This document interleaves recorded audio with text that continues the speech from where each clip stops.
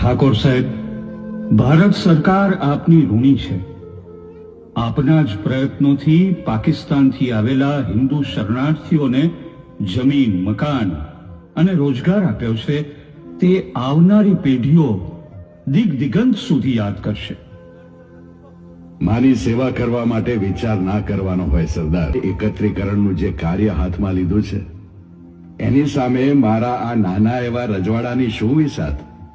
ભીમસેન બાપુ, વૃક્ષ નાનું ભલે હોય પણ તેનામાં કેટલી હિંમત ભરેલી છે એ તેના મૂળ કેટલે સુધી ઊંડે છે તે પરથી ખ્યાલ આવી જાય છે.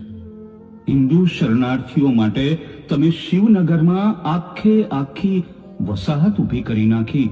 આ બધાનો શ્રેય તમને... મને નહીં સરદાર, મને નહીં. હું તો ખાલી માધ્યમ છું. જો તમારે આનો શ્રેય આપવો હોય તો અમારા રણછોડ રબારીને આપો. આ છે કચ્છના વિશાળ રણને કણ કણથી ઓળખનાર અમારા પગી રણછોડ રબારી. આમની સૂઝબૂઝના લીધે જ આજે કેટલાય હિન્દુ શરણાર્થીઓ કચ્છના રણમાંથી થરાદ બનાસકાંઠામાં પહોંચી શક્યા છે. તો તમે રણનું કણ કણ જાણો છો. માં નડેશ્વરીના આશીર્વાદ છે, બીજું કોઈ નહીં. તમે ભારત પાકિસ્તાનની સરહદ નક્કી કરવા માટે ભારત સરકારની મદદ કરશો?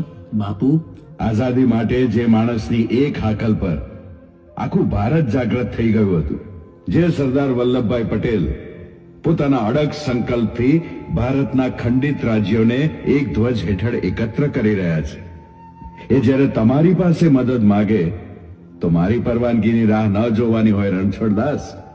ઓવા બાપુ. તમારું આખું નામ શું છે? મારું નામ રબારી રણછોડદાસ સવાભાઈ છે. અને તમારું ગામ ક્યાં? પથપુર ગથરા જે ભાગલા પડ્યા છે એમાં છૂટી ગયું પાકિસ્તાનમાં. અત્યારે સોઈગામ નજીક લીબડામાં રહું છું. અને આમ ભારતના ધરતીપુત્ર સરદાર